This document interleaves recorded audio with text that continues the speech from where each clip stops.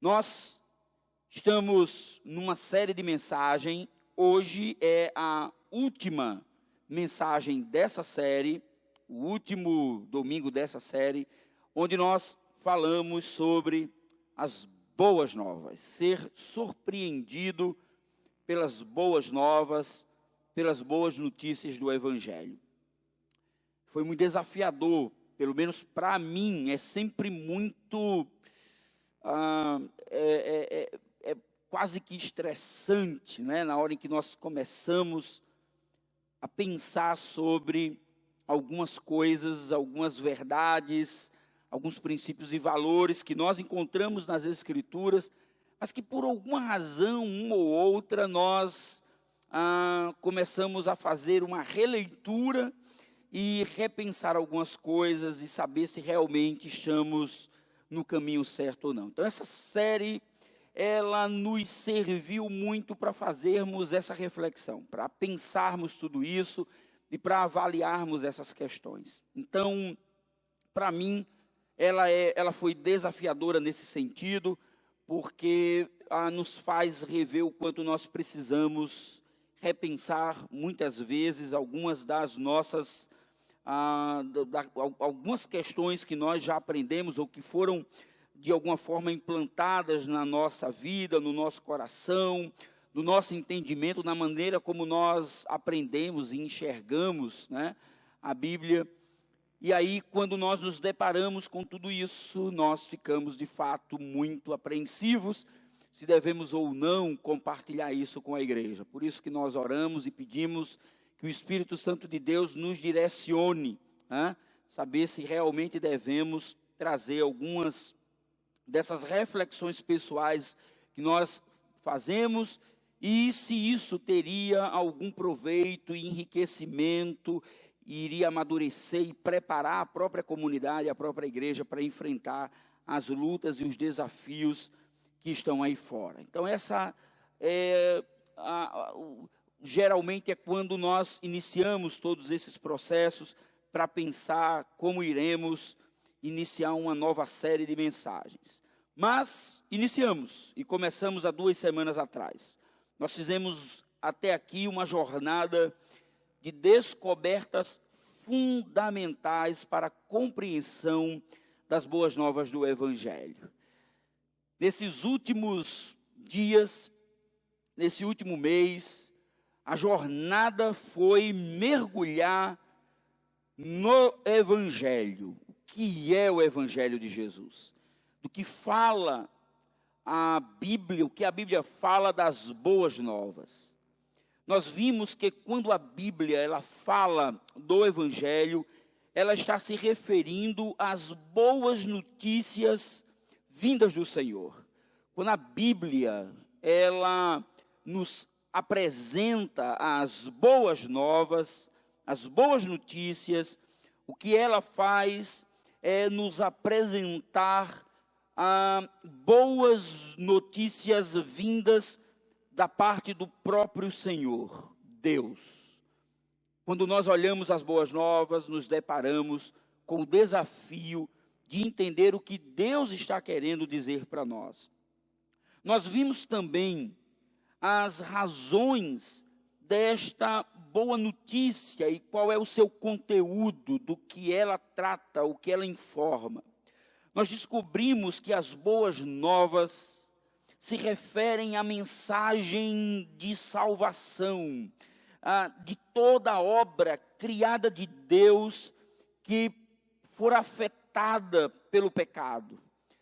Toda a criação do Senhor, toda boa criação de Deus, seja a humanidade, seja aquilo que Ele criou que fora da humanidade, seja um bosque, seja um jardim, seja os animais, o que foi criado por Deus foi afetado em razão do pecado. O pecado afeta de maneira muito significativa tudo aquilo que Deus criou, tudo aquilo que Deus fez. Nós vimos que no final das contas, nós somos como vasos de barro que conduzem esta boa notícia. Afinal de contas, quem somos nós? Nós somos vasos de barro. Não há nada de excelente em nós mesmos, por natureza. Na verdade, nós somos vasos de barro que levam, que conduzem, que têm em si a boa mensagem do Evangelho de Jesus. A mensagem do Evangelho é que é a preciosidade de Deus depositada em nós, depositada em nossas vidas. Nós também concluímos que Cristo tem toda a supremacia e que todas as coisas, desde aquelas que estão nos céus até mesmo aquelas que estão na terra, todas elas convergem para a glória de Deus. Deus é glorificado naquilo que Ele fez. Deus é glorificado na sua criação. Deus é glorificado no céu e na terra. Todas as coisas, toda a criação dão conta de um Deus majestoso e do fato de que o seu Filho Jesus é o Rei em exercício, é aquele que continua no trono, assentado no trono glorioso. Portanto, queridos irmãos, quando nós olhamos para as Escrituras, o que nós observamos é esse Deus poderoso agindo de maneira sobrenatural, mas acima de tudo, comunicando à humanidade que há algo novo que precisa ser dito e precisa ser falado. Hoje, nós avançamos para a conclusão da nossa série, fazendo uma reflexão sobre um dos momentos que mais captou o coração e a mente daquelas pessoas que leem a Bíblia, que é a conhecida oração do Pai Nosso. E eu queria então convidar você a abrir sua Bíblia lá em Mateus capítulo 6, a partir do verso 9. E lermos juntos a oração do Pai Nosso. O tema da nossa mensagem hoje é orando as boas novas. Orando as boas novas. E nós vamos usar a oração de Jesus como o parâmetro dessa oração das boas notícias, não apenas como algo a ser dito e falado, mas como algo a ser experimentado e vivido em sua própria vida, em sua própria caminhada. Então, Mateus capítulo 6, a partir do verso 9, nós então lemos a palavra do Senhor que nos diz o seguinte: vocês orem assim: Pai nosso que estás nos céus, santificado seja o teu nome, venha o teu reino, seja feita a tua vontade, assim na terra como no céu. Dai-nos hoje o nosso pão de cada dia. Perdoa as nossas dívidas, assim como perdoamos aos nossos devedores. E não nos deixes cair em tentação, mas livra-nos do mal. E essa parte final, quando ele diz, porque teu é o reino, o poder e a glória para todos sempre. Amém. Essa é uma parte acrescentada, provavelmente, pela igreja do primeiro século, como uma conclusão a esse texto. Provavelmente, essas não seriam palavras de Jesus, mas as palavras de Jesus estariam até livra-nos do mal. Queridos, um autor do qual nós vamos nos utilizar muito hoje, chamado N.T. Wright, é um autor muito precioso, alguém que tem escrito muita coisa boa. Ele faz a seguinte afirmação: quando Jesus começou a contar as boas novas às pessoas, deu-lhes uma oração. A palavra evangelho significa boas novas. Ela não aparece explicitamente na oração do Pai Nosso. Em vez disso, o que a oração faz é nos dar uma maneira importante de entrar nas boas novas e fazer parte delas, ou melhor, deixar a boa notícia entrar em nós. O que ele está dizendo é que, mesmo que nós não tenhamos, dentro do texto da oração, a palavra evangelho, mas ela, de alguma forma, molda a maneira como aqueles que são chamados por Jesus deveriam viver as verdades desse evangelho.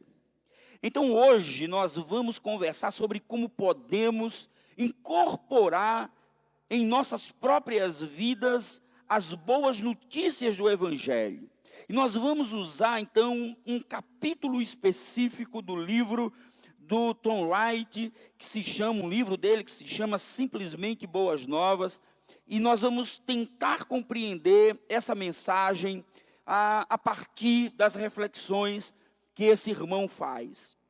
Mas o que é muito importante é nós entendermos como podemos incorporar nas nossas vidas essa boa notícia. Ao longo desse mês, temos falado da importância da boa notícia, de anunciar as boas novas e de como essas boas novas, elas afetam a nossa vida no passado, no presente e no futuro. Como nós somos chamados por Deus a anunciarmos ao mundo boas notícias, não simplesmente informarmos a elas que elas precisam tomar uma decisão a partir de um conselho que lhe damos. Esse é o grande desafio. Talvez uma das coisas mais complicadas para quem é crente é passar essas verdades, ensinar esses princípios, sem que isso, de alguma maneira, afete a mensagem real do Evangelho, a mensagem verdadeira do Evangelho. Veja, queridos irmãos, muitas vezes aquilo que falamos, aquilo que decidimos ser e decidimos dizer a respeito do nosso conhecimento bíblico, às vezes por alguma razão ou outra, obtém alguma falha, tem alguma coisa que não se encaixa quando nós lemos a Bíblia de uma maneira mais completa. Quando nós abrimos as Escrituras e olhamos de uma maneira mais ampla, sem simplesmente olhar versículos, mas olhar o contexto inteiro. Quando nós começamos a olhar todo o contexto das Escrituras, nós começamos a descobrir que a experiência orgânica das Escrituras, a maneira como ela é organizada, a maneira como ela como ela foi apresentada a nós, ela fala muito mais do que muitas vezes nós imaginamos. Às vezes resumimos a Bíblia a pequenos versículos.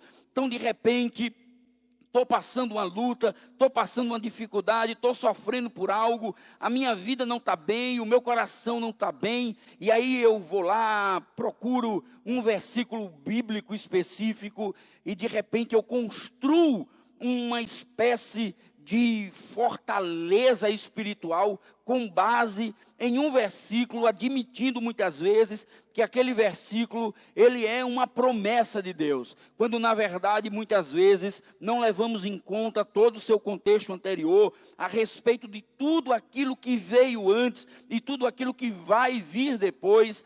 E aí, queridos irmãos, estamos dizendo algo que está nas Escrituras, falamos algo que está na Bíblia, mas fazemos isso colocando no lugar errado, na hora errada, da maneira errada. O que nós precisamos é organizar a nossa mente, organizar as nossas percepções, os nossos estudos, as nossas reflexões da Bíblia, para que de fato tudo aquilo que nós venhamos a falar faça sentido de acordo com o todo das Escrituras, não apenas com uma parte dela. Eu tenho comentado com a igreja e comentado especialmente no grupo da Escola Bíblica EAD que nós temos. A nossa irmã Rose, esposa do pastor Mendes, tem sido uma professora exímia, uma pessoa assim que tem tratado com muita habilidade a transmissão do conteúdo do Antigo Testamento. Uma pena que muitos irmãos não se inscreveram. Vocês perderam uma oportunidade, claro, vai ter outras, mas tem sido, queridos irmãos, uma experiência muito boa. A maneira como ela organiza as ideias, todas as estruturas, a visão panorâmica que nós temos de todo o Antigo Testamento, com muita autoridade, com muita propriedade. Mas é impressionante quando você começa a ler o Antigo Testamento e você vê toda a conexão do Antigo com o Novo Testamento. É uma coisa assim, fora do comum, sobrenatural, algo que nós não temos como explicar, como a Bíblia toda é orgânica, mas como cada livro, ele consegue ter uma reflexão própria. Isso é que é impressionante. Mas sabe, queridos irmãos, nós precisamos parar para pensar, nós precisamos parar para refletir como tem sido a nossa experiência de leitura da Bíblia. Se muitas vezes é uma leitura muito pragmática, é uma leitura muito daquilo do que Deus tem para a minha vida, o que é que Deus vai dar, que Deus vai abençoar. Às vezes é uma leitura despretensiosa, às vezes é uma leitura cheia de ideologia, às vezes é uma leitura que não faz nenhuma diferença na vida. Nós precisamos conectar o nosso coração e a nossa mente com aquilo que Jesus está nos dizendo, o que as Escrituras estão nos revelando. E a coisa mais preciosa que eu e você, que vivemos no século 21, ano 2021, o que nós temos de mais precioso, um acesso a que gerações anteriores não tiveram, é a possibilidade de nos informarmos bem, de termos as Escrituras completas nas nossas mãos, de podermos nos debruçar sobre ela, estudarmos, pensarmos, avaliarmos, refletirmos, perguntarmos, porque houve e ainda há pessoas que não têm a mesma oportunidade que você e eu temos, e muitas vezes negligenciamos isso, resumimos a nossa experiência de estudo bíblico, muitas vezes, a uma mensagem pregada no final de semana. O que eu quero lhe desafiar é pensar a Escritura, é ler, é fazer perguntas, é estudar cada vez mais e ampliar cada vez mais o seu conhecimento espiritual a respeito do que a palavra de Deus ela nos ensina. A maioria de nós seguimos, quando pensamos na oração do Pai Nosso, seguimos um roteiro de oração um pouco diferente daquilo que Jesus ensinou. É muito interessante porque quando nós pedimos para alguém orar, ou quando nós mesmos oramos nas nossas orações, sejam umas ordinárias ou mais extraordinárias, nós seguimos muitas vezes um roteiro que ele não parece ser muito adequado com o modelo que Jesus apresenta. Só abrindo um parêntese aqui, coisa de escola bíblica dominical para você lembrar. A oração do Pai Nosso, ela não foi dita por Jesus para que assim você pudesse recitá-la depois. Mesmo que você o faça, mesmo que em alguns momentos você recite isso como uma forma de evocar, né, o nome de Deus, o reino de Deus, a honra do Senhor, e aí tudo que a oração ela coloca, não tem problema nenhum. Mas eu preciso, toda vez que abro a boca para falar da oração do Pai Nosso, entender como tudo aquilo que ela está falando reflete na minha própria vida. Para de repente não ser realmente apenas um conjunto de palavras ditas de qualquer forma, de qualquer maneira. Ela precisa ter sentido, significado. Senão, queridos irmãos, vira apenas uma repetição de palavras sem sentido nenhum, sem propósito algum. Então, boa parte das pessoas oram já pedindo por perdão dos seus pecados. Depois ele avança orando, pedindo a Deus uma vida coerente à sua própria fé. Depois ele roga a Deus por sustento. Em seguida, ele amplia a oração, rogando a Deus por justiça no mundo. E em seguida, ele foca nas pessoas do seu ciclo de amizades, as pessoas pelas quais nós amamos. E assim nós desenvolvemos o nosso roteiro de oração. Mais uma vez, o N.T. Wright, ele diz o seguinte: a maioria de nós, suspeito eu, começa a nossa oração perto do fim e pode nunca realmente voltar ao início. Talvez uma maneira de aprender acerca da boa notícia e nos tornarmos pessoas da boa notícia seja aprender a fazer essa oração na ordem em que Jesus ensinou. E isso é muito mais difícil do que poderia imaginar. Orar, como Jesus ensinou na oração do Pai Nosso, às vezes funciona apenas como uma repetição, como uma espécie de reza. Mas quando nós pensamos nisso aqui a partir de uma reflexão séria, de uma reflexão intencional, muitas vezes estamos muito longe disso aqui, não conseguimos realmente fazer as nossas orações e falarmos a respeito das boas notícias a partir dessa perspectiva que Jesus ensinou aqui. Então, para seguirmos nesta reflexão, nós vamos tomar o exemplo de entrar em uma bela e grande mansão e fazermos parte dessa mansão. No entanto, nós descobrimos que ao invés de entrarmos pela porta da frente, nós entramos pela porta dos fundos, pela porta de trás da casa. Então, eu quero que você siga comigo agora nesse exemplo, para que a partir desse exemplo, a partir dessa ilustração, nós possamos, de fato, pensar cada um dos aspectos das boas novas, através da oração do Pai Nosso, e vermos como todas essas palavras de Jesus, elas precisam ganhar um sentido mais significativo na nossa experiência de fé. Você imagine que você então está ou foi convidado para ir a uma grande mansão. Uma casa muito bonita, muito bonita. Então você chega na entrada dessa casa, você entra no pátio da casa com o seu carro e você procura estacionar o seu carro, mas por alguma razão você se perde da entrada da casa.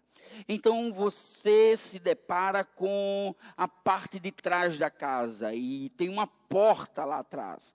E quando você entra nessa porta, você se depara com uma espécie de lugar que antecede a cozinha, mas aí você continua entrando na casa, você continua entrando, e aí você chega na cozinha. Quando você chega na cozinha, você vê a mesa, o fogão, as comidas sendo preparadas, organizadas. Mas aí você olha e diz: poxa, que lugar bacana, como as pessoas aqui estão organizadas, como tudo isso é muito bonito, muito bacana. Então você continua entrando na casa, então você se depara com a sala de estar. É o lugar onde você vai ser provavelmente convidado a sentar na mesa para comer daquela comida que você viu lá na cozinha. Mas aí não está nada preparado, porque você está acabando de chegar na casa, e você não chega simplesmente e para lá na mesa e fica esperando que os outros convidados cheguem, mas você continua andando, e aí você vai procurando o anfitrião da casa. Quem é que vai me receber neste lugar?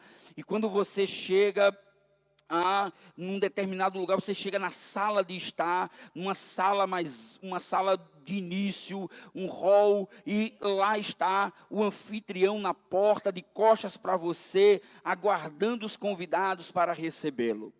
Ele olha para trás, observa, acha estranho que você não tenha entrado pela porta da frente, mas que você tenha vindo lá de trás, mas mesmo assim Ele olha para você, lhe recebe, lhe dá um abraço, senta com você, conversa, e assim começa a sua experiência dentro dessa grande mansão e dentro desta casa. Agora eu quero que você pegue essa ilustração e nós vamos transferir para a nossa mente toda essa ideia de uma entrada por trás, de uma entrada pelo lado errado, e assim nós vamos pensar como funciona a nossa oração do Pai Nosso e como nós fazemos essa oração.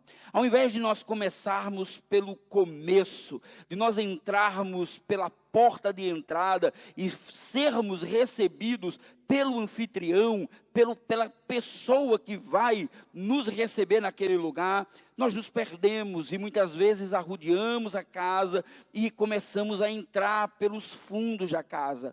Então, cada palavra, cada expressão que Jesus usa da oração, ela precisa estar e precisa ser colocada e vivenciada da maneira certa e da maneira correta, porque é uma tendência muito grande nossa de enfatizarmos e de priorizarmos determinados aspectos, e olhando para essa oração, é muitas vezes isso que acontece, e é interessante porque, lembre-se, o que eu estou tentando dizer para você é que essa oração, ela tem a ver com a experiência das boas notícias, das boas novas. Então, viver a oração da maneira correta é viver as boas notícias da maneira correta. Mas vamos então supor que essa oração do Pai Nosso é essa casa que nós vamos entrar. E ao invés de nós entrarmos pela porta de entrada, nós entramos pela porta dos fundos. E a primeira expressão que nós encontramos para quem entra pela porta de trás é socorro, socorro, me ajudem, por favor, me ajudem. Esse é o final da oração. Esse é o fim, socorro, não nos deixe cair em tentação, mas livra-nos do mal. As nossas orações começam pedindo a Deus para nos livrar do mal. Este parece ser o caminho mais fácil, talvez porque, de fato, as nossas vidas cheias de altos e baixos acabem nos forçando a começar pela porta da cozinha. Ao invés de começarmos lá do início, começamos logo dizendo a Deus: Senhor, não nos deixes, ou pelo menos começando pedindo socorro, livra-nos do mal. Senhor, olha para tudo que está acontecendo. Senhor, o desastre que aconteceu na minha vida. Senhor, o casamento que não está dando certo. Senhor, o filho que está tão rebelde. Senhor, o emprego que não apareceu. Senhor, a dor do meu corpo, o sofrimento do meu corpo, o sofrimento da minha alma.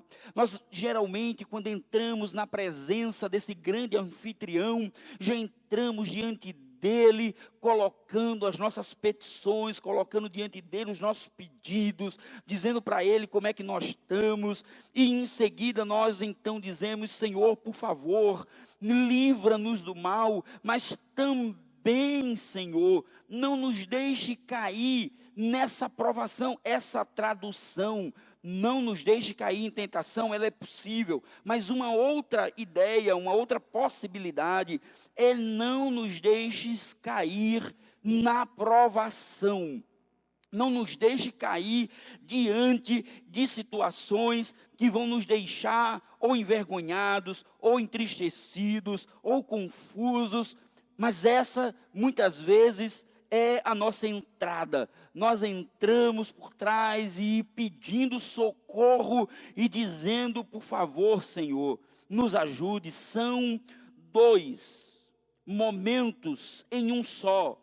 Pedimos para que Deus nos abençoe dos sofrimentos e das dores, e pedimos a Ele que nos ajude, que nos socorra, que nos dê conforto, que tire de nós as dores e as provações. Queridos, as pessoas nesse estágio, estão em busca de boa notícia. Quem entra pela porta de trás está esperando uma boa notícia. Quem está sofrendo está esperando uma boa notícia. O problema é que muitas vezes achamos que a resposta de Deus a essa oração e a esse pedido de socorro é que é a boa notícia. Resumimos as nossas expectativas das boas novas do Evangelho a uma resposta de oração respondida, a um pedido de socorro. Olhamos para a oração do Pai Nosso e invertemos ela e dizemos: socorro, Jesus, socorro, socorro, livra-nos do mal, não nos deixe cair em tentação, em provação. Cada um de nós estamos muitas vezes numa situação como essa. O que nós não podemos perder de vista é o fato de que aqui não está toda a história. Aqui não está tudo que nós pensávamos que pudesse existir. Iniciar as boas novas pelo socorro é como iniciar a nossa visita à casa pela entrada da cozinha. Só que a cozinha não é o todo das boas notícias. Quando nós entramos na casa e ficamos apenas na cozinha, começamos a achar que aqui está tudo. Não temos a perspectiva da sala de jantar, da sala de estar, do anfitrião que está à porta esperando. Porque nós resumimos tudo da nossa vida a pedir a Deus que responda às nossas orações e os nossos sofrimentos. Que Ele alivie a nossa dor, que alivie a nossa angústia. Mas aí nós continuamos a entrar nessa casa. Nós vamos imaginar que decidimos então não parar apenas na cozinha e continuamos a entrar. Em seguida então vem, perdoa-nos as nossas dívidas, assim como nós temos perdoado aos nossos devedores. Parece que temos tudo que se possa pensar das boas novas, resumidos na verdade de que somos perdoados. Então é o seguinte, muitas vezes, tudo bem, está certo, as boas notícias do Evangelho não é só respostas de oração, não é só Deus nos socorrendo e nos livrando da tentação. Na verdade, as boas novas, elas envolvem perdão de pecados, ela envolve o perdão de Deus. Claro que é evidente e central que em Cristo tivemos nossos pecados perdoados. Mas, como diz Tom Wright, este é apenas um cômodo da casa. Pense na oração do Pai Nosso como uma casa. Perdoa-nos. É apenas um cômodo. Tem mais coisas. As boas novas é mais do que socorrer ou socorro em dias de angústias, ou muito mais do que perdoa os nossos pecados. Perdão de pecado é essencial, é central. Jesus fala disso, os apóstolos falam sobre isso, mas é muito mais do que isso. As boas novas é muito mais do que isso. Ela é muito mais ampla.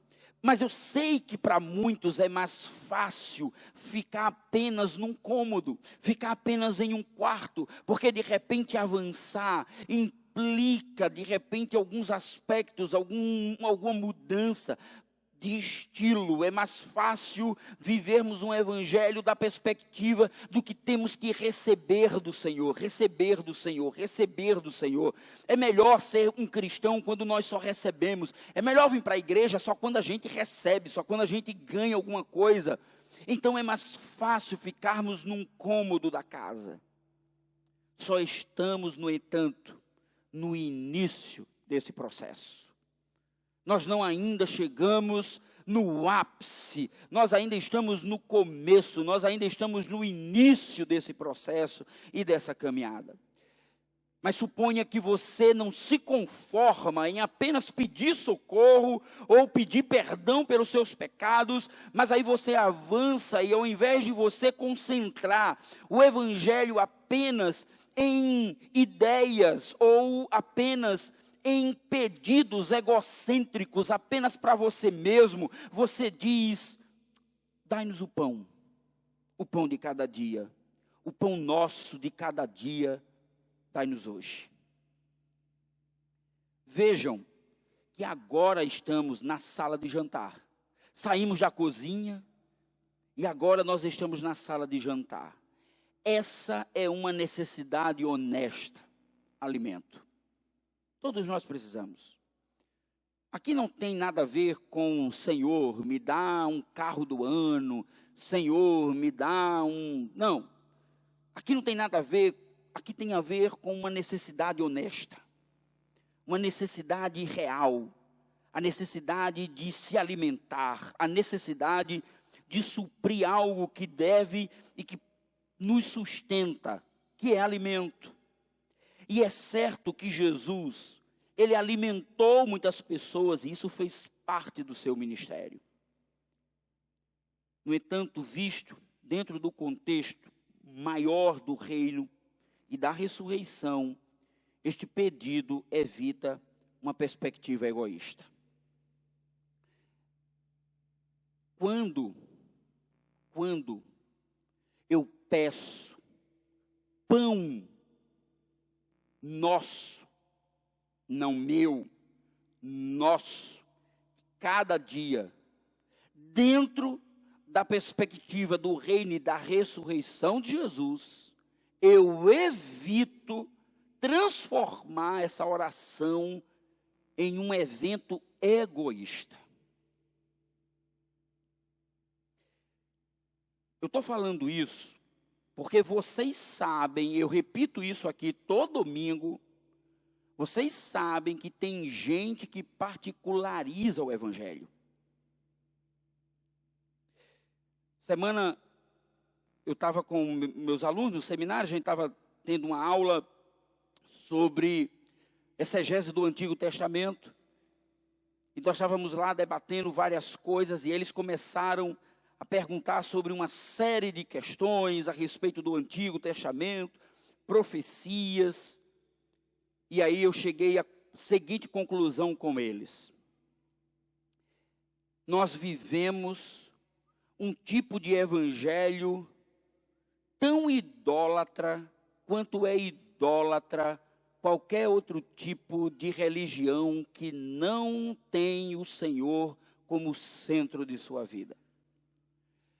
Mas aí você diz assim: espera aí, pastor, vai com calma, porque eu não adoro outros deuses, eu não adoro outras imagens, eu adoro a Deus, eu vou para a igreja, Jesus é o único meio entre Deus e o homem, é o único por quem nós podemos conversar, nós podemos nos relacionar com Deus. Jesus é a verdade. Eu creio nisso, pastor.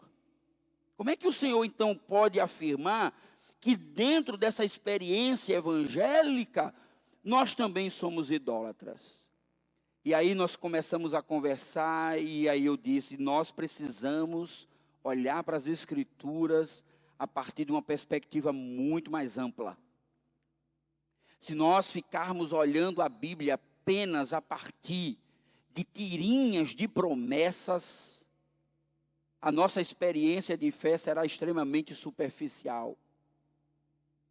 Aí eu disse para eles: tudo que nós pedimos a Deus, todas as nossas orações, pedindo a Deus alguma coisa para nós, precisa repercutir no reino. Se você pedir a Deus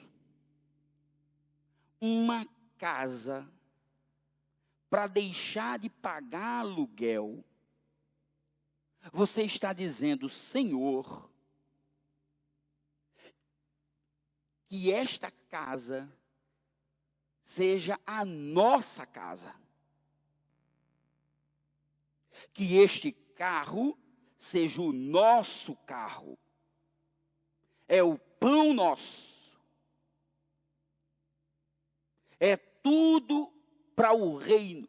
Se as nossas orações, por pedir a Deus, qualquer coisa que seja, não redundar em bênção sobre as pessoas, essa oração é egoísta e você e eu estaremos transformando Jesus num ídolo do lar, igual ao que os antigos no Antigo Testamento tinham.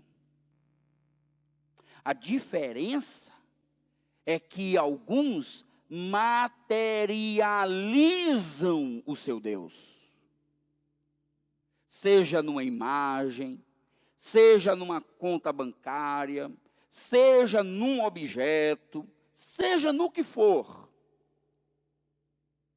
Mas outros, ao invés de materializar, sacralizam essa imagem em suas próprias consciências e transformam o Rei Jesus, o Senhor soberano, em um atendente das nossas ou dos nossos desejos pessoais. Transformamos o Rei dos Reis, o Senhor dos Senhores, o soberano, em um Deus individual. Por isso que quando muitas vezes estamos conversando com alguém, dizemos assim: o meu Deus é isso. O meu Deus é. Meu Deus, não. Não existe um Deus para você e um Deus para mim. Se aquilo que Deus faz na sua vida não repercute para o reino dele, eu e você estaremos vivendo pura religiosidade semanal. Não vai acrescentar em nada a missão de Deus. Não vai acrescentar em nada o projeto redentivo de Deus. Se o seu projeto se resume aos projetos e programas que a igreja faz para ganhar pessoas para Jesus, e fazemos isso com muito prazer e gosto, mas se resumir a trazer pessoas para frequentar a igreja, isso não é reino. Isso é proselitismo. Judeus já faziam isso no Antigo Testamento.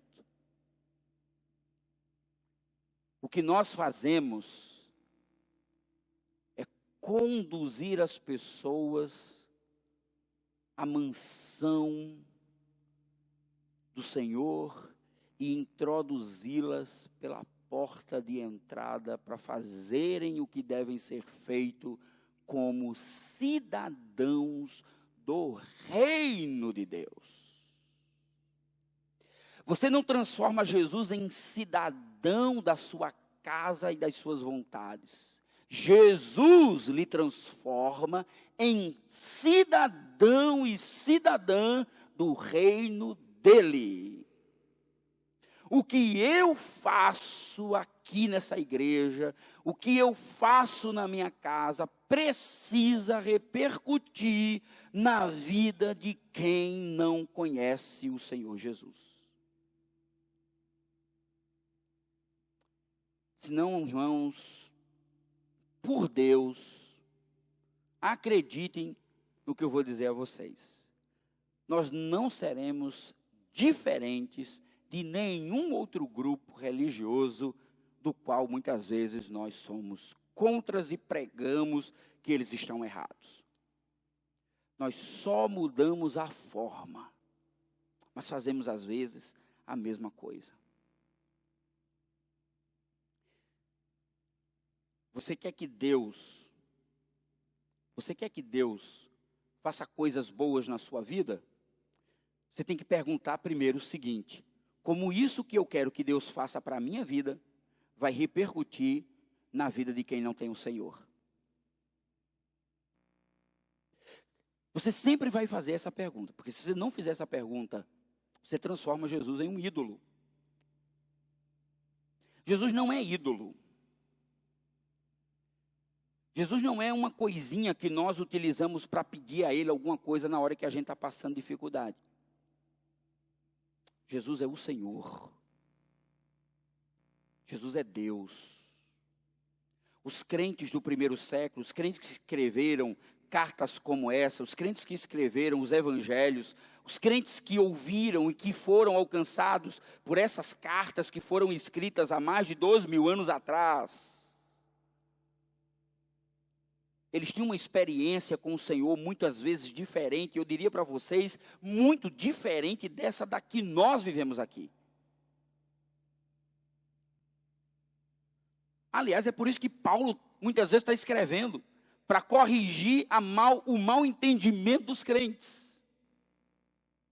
Por isso que as cartas existem, para dizer àqueles irmãos: precisamos corrigir algumas coisas aqui, vocês estão equivocados a respeito da maneira como vocês estão vivendo o evangelho de vocês.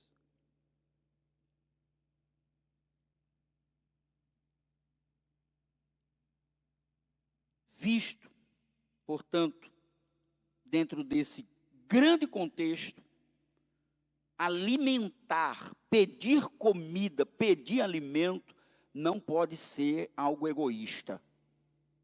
Tem que ser algo muito maior do que isso. Lembramos também que esta petição não pode ser vista também como um fim em si mesmo. Como se tudo fosse as boas novas, ou como se tudo que fosse as boas novas estivesse limitado a alimentar famintos. Isso seria contar mais uma vez apenas uma parte das boas notícias. Eu nem posso, preste muita atenção, eu nem posso dizer que as boas notícias se resumem a pedir a Deus pão, comida, sustento, alimento. Nem posso dizer que as boas notícias é Deus alimentando os pobres e os famintos. Dizer que evangelho significa dar pão é contar apenas uma parte da história. É também, mas é só uma parte da história. É se contentar em ficar na sala de estar. É dizer o seguinte: Deus, Ele socorre, Deus perdoa, né? Deus me alimenta. E aí eu estou satisfeito. Quero mais o quê? O que é que você mais quer da igreja? Perdão do pecado, socorro, alimento, tudo feito. Está tudo bom. Mas o evangelho não é só isso. O evangelho é muito mais. É muito mais. Mas, então, vem o que nós chamamos do aqui e agora. Venha o teu reino, faça-se a tua vontade, assim na terra como no céu. Nós agora saímos da sala de jantar e começamos a dobrar a esquina e já percebeu o nosso anfitrião na porta de entrada. A história começa a mudar. Estamos agora na sala de estar. Já é possível ver o nosso anfitrião.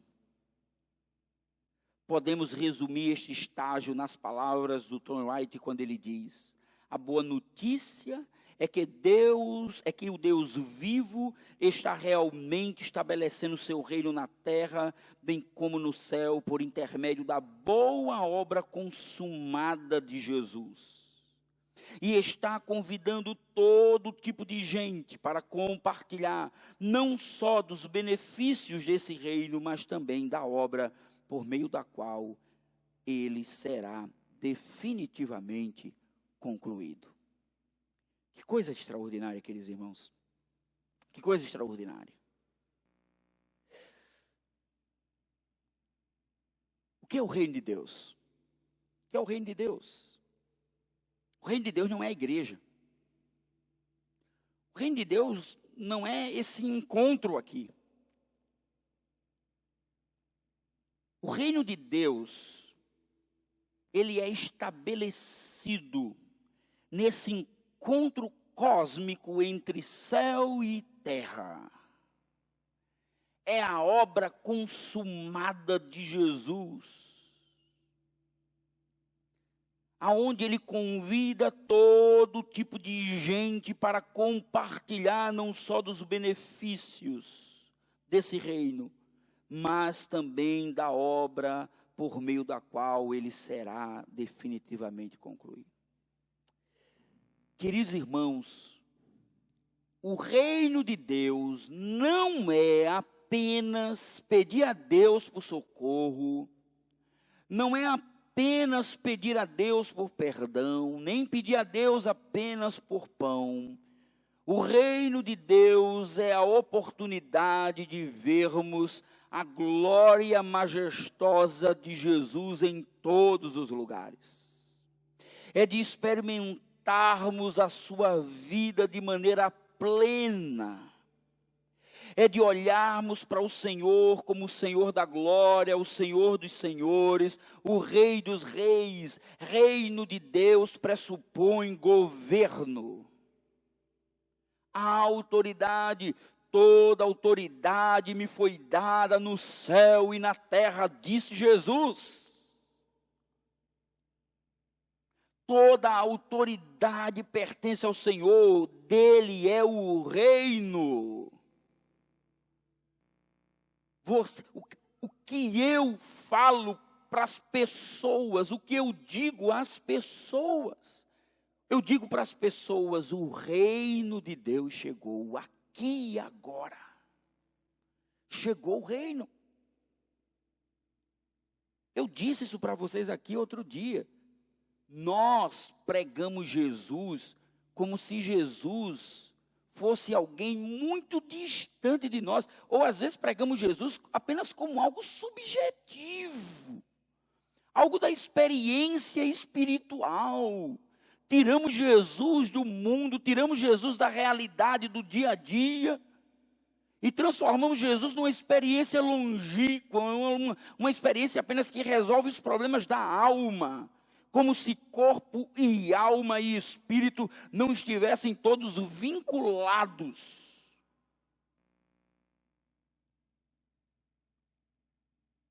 O reino de Deus é a oportunidade de vermos a expansão da glória de Jesus.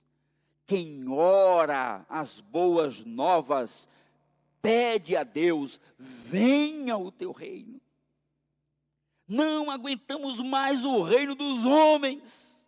Não aguentamos mais o dilema da nossa vida. Olha para um lado, olha para o outro e diz, Senhor, venha o teu reino. Mas nós estamos tão ocupados com a oração da cozinha. Nós estamos tão ocupados com a oração do venha resolver o meu problema, Jesus. Venha resolver o meu dilema, Jesus. Que esquecemos que quando Jesus começa esse processo de ensinar as boas notícias, ele começa ensinando sobre o reino dele. Seu pedido de socorro é lá no final. Isso é humilhante. Isso é humilhante. Eu sou a coroa da criação, Jesus.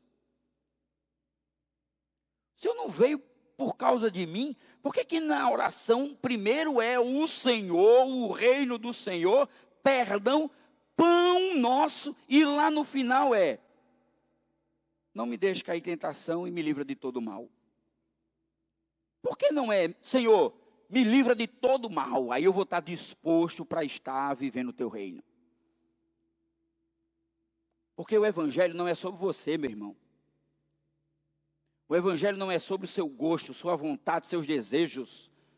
O evangelho é sobre a boa notícia que Jesus está dando, de que ele chegou e está reivindicando que ele é de direito, o seu trono, e acabou-se. Tem mais vez, você é um instrumento, é vaso de barro usado por Deus, para que assim ele proclame o evangelho. Você foi salvo, você foi chamado, você foi colocado, você foi batizado na igreja, você foi colocado na comunidade dos santos, para que Deus pegasse você, tratasse de você, cuidasse de você e depois dissesse: agora vá proclamar o meu reino. Diga a todos os lugares, aos quatro cantos: Jesus chegou. Jesus chegou. O rei chegou, e um dia, ele vai restabelecer a ordem da sua criação. Acabou-se. Mais do que isso, é invenção minha e sua. Mais do que isso, é tentar transformar Jesus num bonequinho dos meus desejos e das minhas vontades. Por que as igrejas estão lotadas aí? Por que tem tanta gente hoje? Porque a ideia, o censo diz que o número de evangélicos vai chegar a mais de 50% nos próximos anos aí. Até 2050 dizem que o Brasil será um país mais evangélico do que católico. Põe na balança, mede. Eu me lembro do doutor John Stott, quando ele dizia, pastor John Stott, quando ele dizia, citando talvez, provavelmente uma outra pessoa, ele dizia o seguinte: o evangelho no mundo, e aí eu vou dizer, o evangelho no Brasil, ele é como um rio, é como um mar. Você não consegue dar conta, você olha para todos os lugares e você vê crente para tudo que é lado, todo mundo é crente, todo mundo diz que é crente, todo mundo diz que ama Jesus, todo mundo quer Jesus. Mas ele diz, a profundidade desse evangelho não passa de poucos centímetros. Tem muita gente declarando que ama Jesus. Tem muita gente defendendo Jesus. Mas raso.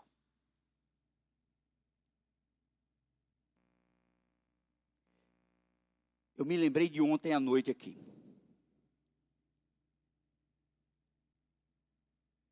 Eu me lembrei de ontem à noite e eu fiquei tão assustado ontem à noite, vocês não têm noção.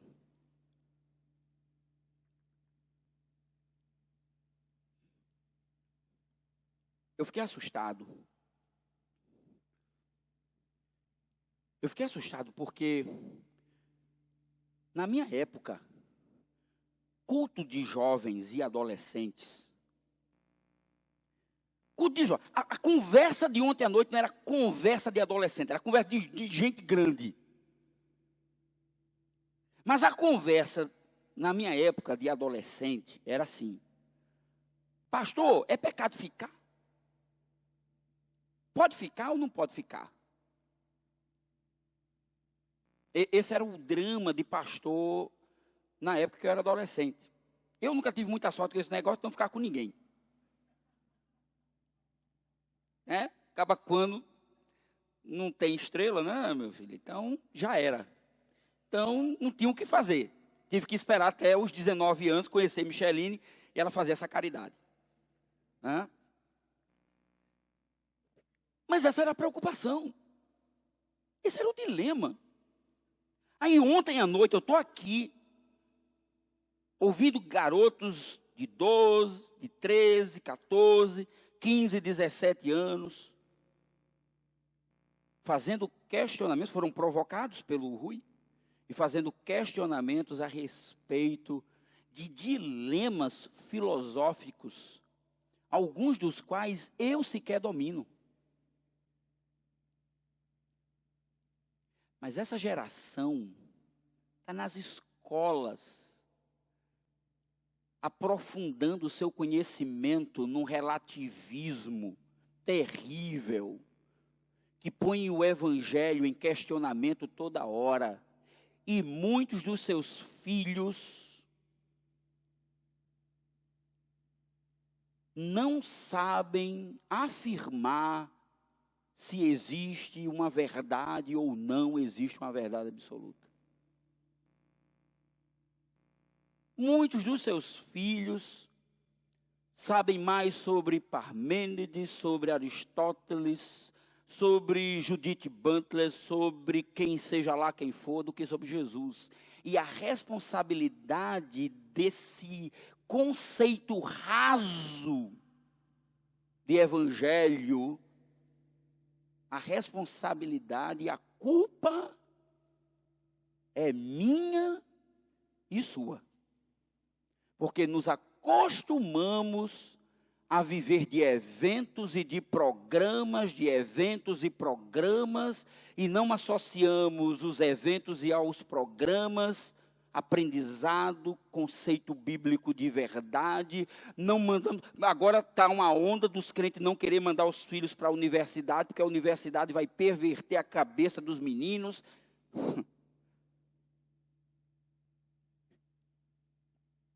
Estamos perdendo a guerra cultural. E ainda estamos querendo nos esconder dentro das nossas casas, dentro das nossas igrejas, achando que programação vai resolver o problema e vai prender os nossos filhos. Não prende porque não tem noção de reino. Não tem noção de reino nenhum. A menina fez uma pergunta ontem aqui que eu fiquei olhando, onde é que essa menina aprender esse negócio?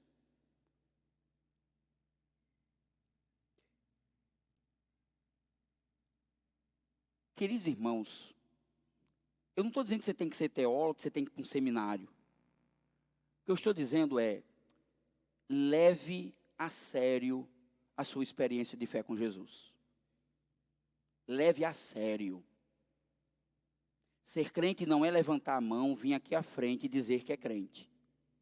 Ser um cristão e discípulo de Jesus implica em conhecer cada vez mais a realidade que nos cerca. Não se enterta. Não se enterta com bobagens. Concentre seu alvo no reino de Deus. Porque enquanto você está intertido em bobagens, tem gente catequizando a mente e o coração do seu filho, da sua filha, e você pode fazer 500 cultos domésticos. No dia em que ele completar 18 anos, ele vai dizer, obrigado papai, obrigado mamãe, hoje eu sou um homem e uma mulher, hoje eu tenho consciência do que é certo e que é errado, mas muito obrigado, porque esse Jesus que você fala, ele não me serve.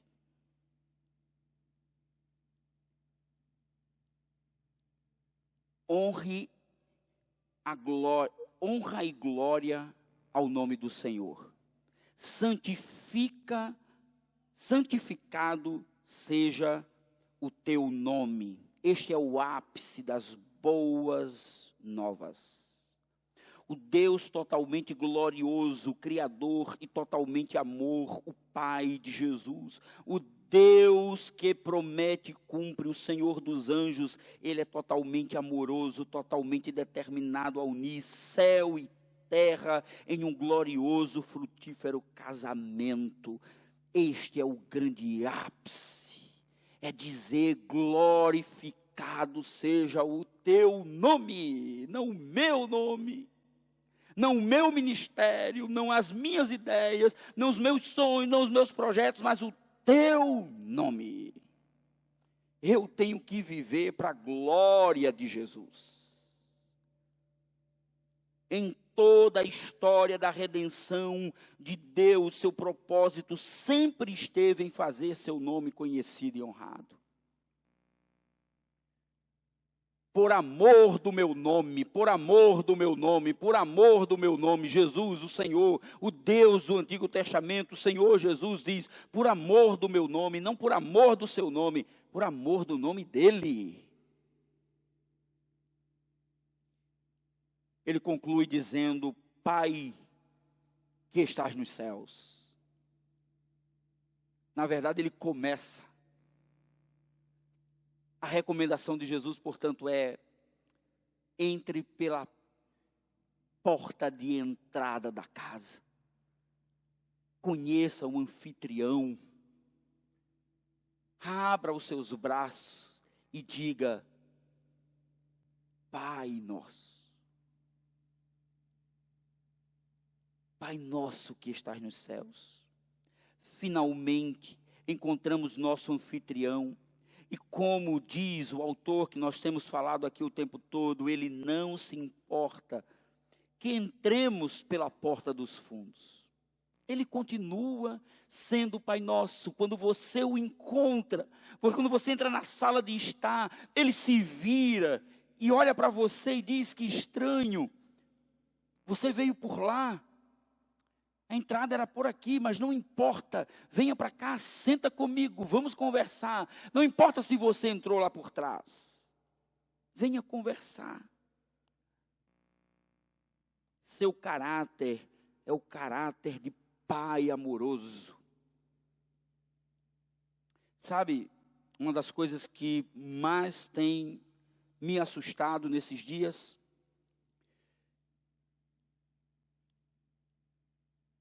eu não sei, isso não é uma estatística comprovada e ainda não existe, né, por razão, vocês sabem que o censo é a cada 10 anos.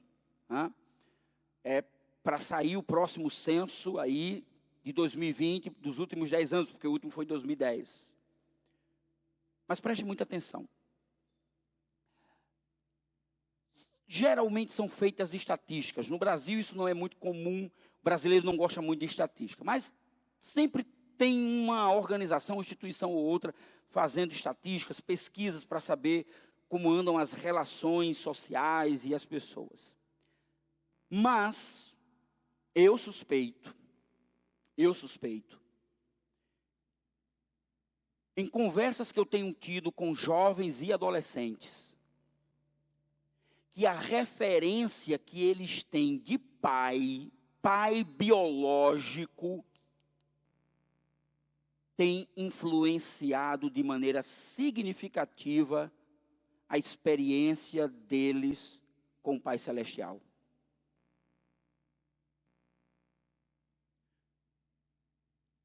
Garotos e garotas que não ou que desistiram de crer em Deus porque a sua referência paterna humana não dizem absolutamente nada a eles. Nós precisamos rever como nós, enquanto pais, tratamos os nossos filhos, para que aquilo que nós somos como pais reflitam aquilo que eles precisam acreditar sobre o Pai Celeste.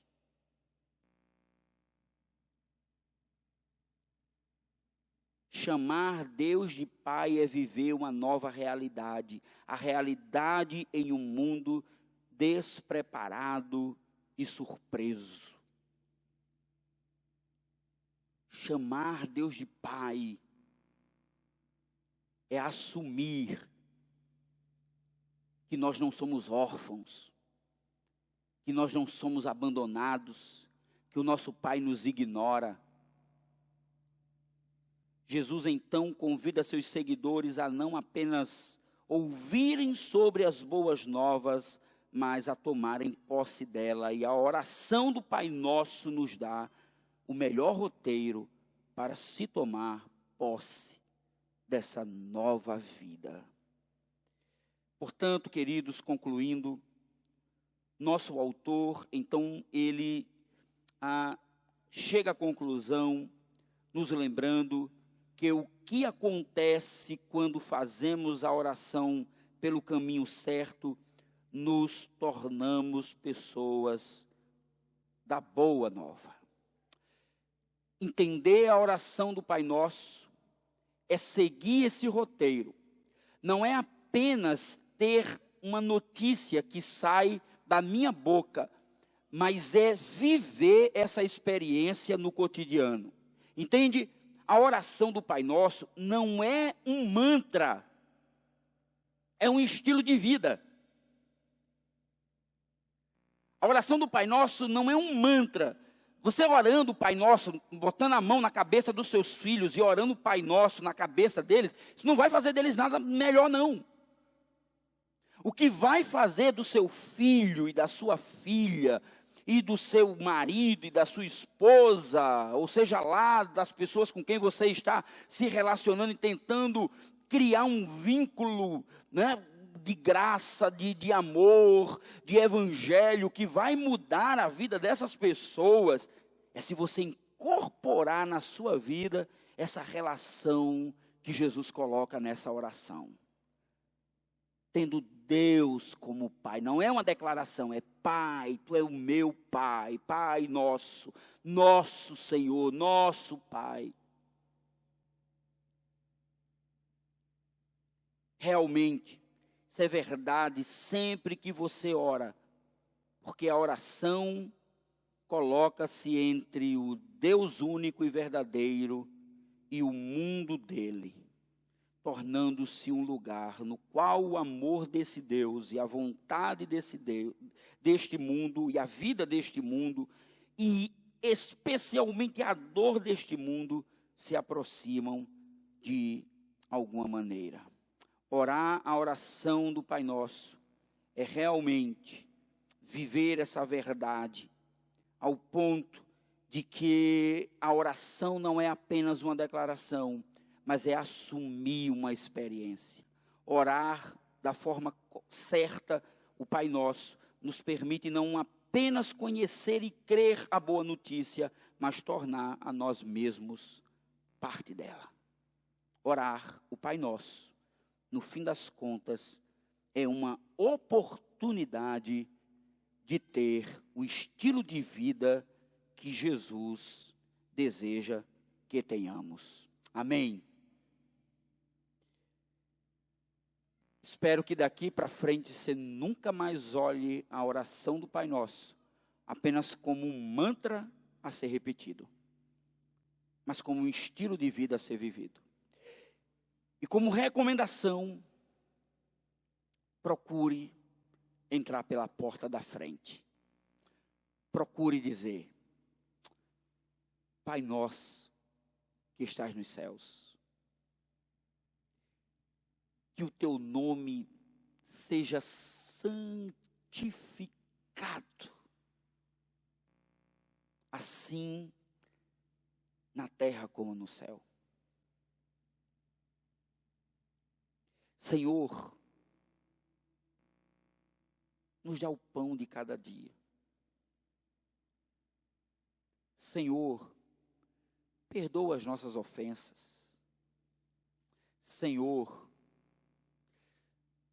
nos livra da provação. Senhor, nos livra do mal. Nos livra do mal. Que nós possamos mudar a maneira como nós nos relacionamos com Jesus. E aí não seremos mais uns na multidão. Lembre-se disso. Não seremos mais uns na multidão. Seremos o povo de Deus escolhido, parecidos com Jesus, para anunciar as boas novas.